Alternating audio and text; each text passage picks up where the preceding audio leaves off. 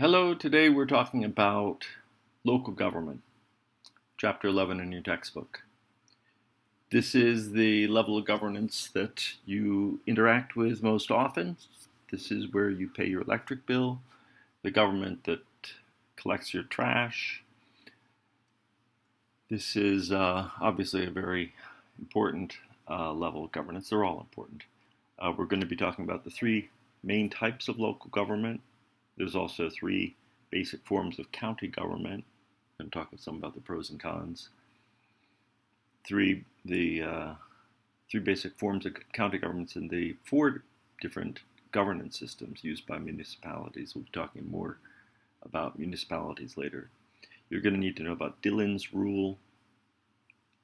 That affects the relationship between the states and local governance. And we're going to talk about some about the participation. The good thing about this class is that you actually do get to have a little introduction to how who's involved in local government, right? I try to encourage you to be with the interviews and the attending local meetings, that you're getting some taste of that. So why should you care about local governments? Well, as I mentioned, this is the place where the trash removal happens, where your policemen are paid and hired and fired. It's where you interact with government on a day-to-day basis. There is a reflection of political culture. There's a lot of diversity, right?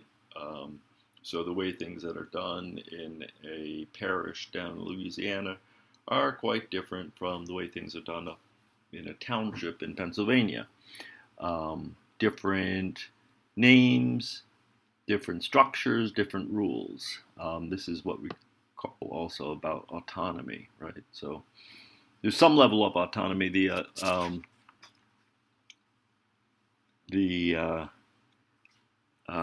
local government obviously depends on other forms of government. Say the towns might depend on funding from the county, funding from the state. So there is autonomy to some extent. There's also a lot of connections. When we're talking about types of local government, we are talking about counties. This is a very broad what do you want to say? A classification of government.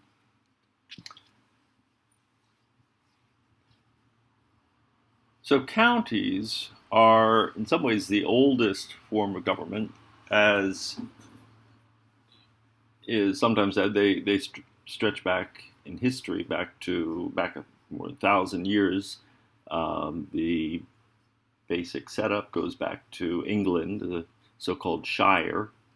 When we talk about counties versus cities, counties are larger. They range widely in size, right? And you often have very large cities within counties. We have, in our example close to home, we have Washington County, and then within Washington County, we have Hagerstown. There are areas where they share responsibilities. There are areas where the responsibilities are distinct. For example, we had some people interviewed the mayor of Hagerstown, and one person was going to ask some questions about education. Well, in large part, the education system isn't really the responsibility of the city. It's of the city of Hagerstown. It's something that's provided through the county, the board of education. So this is different. We have within county, how are they governed? We have these three types of structure. The most common form is this county commissioner system. This is more or less what we have at the local in Washington County Commission. Um, if another variation would be the council executive system. And this sometimes it gets a little bit controversial. A few years ago, there was a switch in Frederick County, for example, where the existing county commission system shifted to a council executive system. And finally, you have the commission administrative system, where it's just sort of an in-between system. So in this system, you have an elected commission, has this legislative and executive powers, but appoints the professional administrator that runs the government. So as opposed to the council executive, where the executive is being elected separately. So in Frederick County, for example, you got Jan Gardner, who is the current council executive and up for re-election, separate from the county board. And you can sort of, you think about the legislative and the executive branch, you can kind of think of it this way, right? That if you have the just a straight commission, they are essentially exercising both legislative powers and also retaining executive powers. So we have these three types of systems with their pros and cons, and sometimes, as I mentioned, they switch back and forth in systems. Municipalities, we classify cities and townships under this. So cities are sort of obvious, right? It even sounds sort of like a municipality. Townships are something that they don't exist in every state, right? I mean, if you go across the line into Pennsylvania, you got townships, but you don't have them in Maryland, right? So these are they're responsible for situations like, road maintenance. They really can have a wide range. They can be like a county, or they can be much, much weaker. In general, they do exercise about as much power as the cities do. Cities are, if you're a city, you are incorporated legally. So that means you have a charter, right? You have a city's charter, and this establishes, it's like the Constitution, right? So they are, I guess it's important to note that, and without jumping ahead too much, that when we have a charter, this, as I mentioned, this is sort of establishes what a city can do. As in all cases, you have the Dillon's rule, which applies to local governments in general, which is that the local governments are only exercising the powers that are granted to them by the state. So the cities, even though that, even in New York City, for example, the dominant player within New York State, it is limited by the state government. It has the powers that are granted to it by the state. So here we're talking about the townships. This is a general, in the Northeast, you have these townships that are more powerful. In some places they're effectively non-existent, right? You have these other subunits of municipalities, villages, towns. In New York State, for example, it gets very confusing. You have, they can coexist within one larger geographical area. So you might have a layer of governance that is a village, that is a subunit of the town, and that exists in a county, for example. So these are levels of governance that are used across the country, not uniformly. In municipal governance, we have these, again, a variety of governance systems. These do not exist in all areas of the country, so they're not evenly distributed, right? Some of them are becoming more rare. For example, the town meeting where you have essentially convening all the registered voters of the town to vote on particular issues. When you have an annual meeting of the town where the town votes as a whole on the budget. And if this sounds unwieldy, it is. And it really only, even towns of 5,000 people, it's difficult. And yet it exists in New England, for example, Massachusetts, Maine. The people who live in these towns take a great deal of pride in their participatory form of government. It's unwieldy, messy, and yet a form of pride in some cases. More common in the larger cities is the mayor-council system. Within this varies, right? You have the strong mayor system, a weak mayor system. So the Hagerstown has a weak mayor system. It is pretty much like it sounds. The city council plays a dominant role. The mayor more or less can set the agenda, right? It's sort of almost has a certain scheduling power, and of course has a ceremonial role, cutting ribbons and such. The strong mayor is,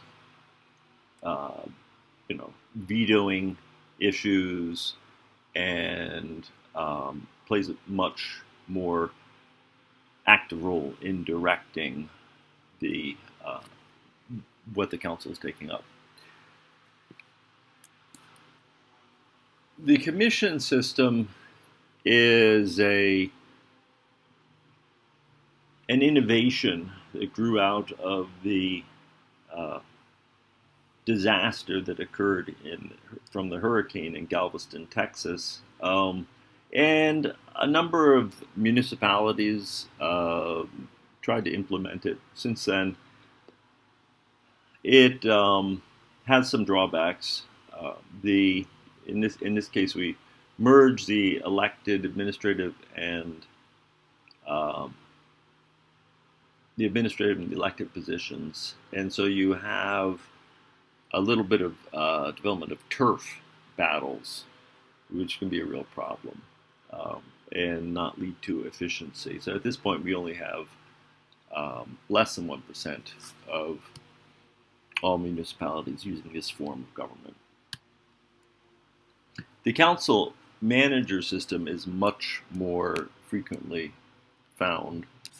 You'll find it most often in smaller municipalities of populations of less than 2,500.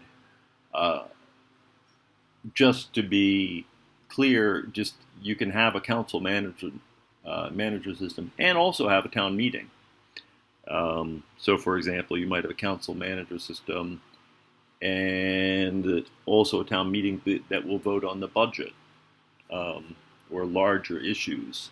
So there's just had another kind of quirk to the subject. And on top of all this, we have special districts. So school districts are fall into this. We mentioned this earlier. You have other districts that are created to administer special services such as um, uh, fire patrols or the housing authority or libraries. These are all examples of special districts that are have different form of representation and sort of overlay other municipal boundaries. So the textbook makes a lot of makes point of talking about Dillon's rule, which is important because it underlies our understanding about what local governments cannot do. It's named after a real person, Supreme Court Justice in Iowa, John F. Dillon. And the principle is pretty simple. It's basically that the local governments are limited by the state in which they're located, that the state government has to expressly give them the powers of operation. And the local governance has powers that are absolutely needed to function. Right? So it's basically an argument for that the 10th Amendment gives these powers for the states, but not local governments. And this happens, for example, there was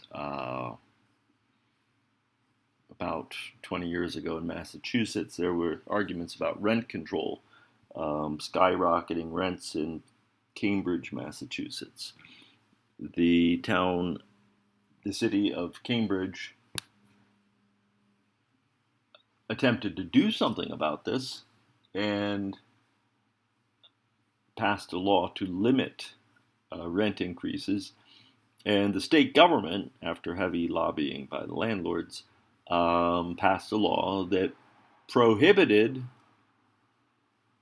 localities from passing rent control law. And you might decry this and criticize this approach, but that is consistent with Dillon's law. Home rule is sort of the other side of the coin. The home rule is when a government, like state government, will grant through a charter the right to self-governance to a locality. So home rule gives more freedom of operation for a municipality. The charters that grant the home rule are of two sorts in general. You have a general act charter and you have a special act charter. So it's pretty much like it sounds. The general act charter grants powers to all municipal governments within a state, and the special act charters are granting powers such as home rule to a single municipal government. So it's a sort of a case-by-case allocation of power. So how are the governments of these municipalities elected? Well, broadly speaking, we can differentiate between ward or district elections and at-large elections. And again, these are kind of sound like what they are. A district is clearly delineated geographic area, right? Where the people in that district vote for a particular representative. At-large elections are systems where the representation is elected from across districts, from within the basic boundaries of that municipality, and these can coexist, right? You might have city council, for example, council elections where people are elected both in district elections and at large. And why might you have this? Well, the problem with district elections is that even at this small level of, say, municipality, you can have gerrymandering, right? So you can, if these districts are drawn in such a way, you can have it, make it so that a segment of the population does not really get representation, for example, minority population. And yet, if they were voting at large, they would. Conversely, if you draw the districts differently, this can ensure that you have some minority representation, right? So there are arguments to be said for having both forms of representation within a council. You have if you're having at large elections, you have the largest pool possible, and you have people looking at the interest of the city as a whole, not just their own district, right? Which is kind of what you want. You want people to take the big view of things. What's ahead? Well, this is, everything's evolving. This technology is obviously having an effect on local governments. A lot of local governments are trying to become more efficient, use less paper, less staffing, lower levels of staffing. And this can be a pro. You also have more representation of women and minorities in local government. One of the important things about local forms of government is that this is where people get their earliest political experience. There are plenty of people who get started in politics, sitting on their city council, for example. We have, for example, in Hagerstown, somebody who right now is sitting in Annapolis in the State House, and last year was the city councilor, right? That you get experience starting at the local level, and then you can use that experience as you go up the ladder, right? So, in conclusion, local government is extremely important. It varies widely, obviously. There are limits to what it can do and cannot do. It cannot exceed the powers that are given to it by the government at the state level. There are limits to its resources. It obviously doesn't have the level of revenue that a federal or state government has. It's not imposing sales taxes or anything like that. On the other hand, it is operating very close to the local level, so it is very close to the needs and desires of the population that it is governing.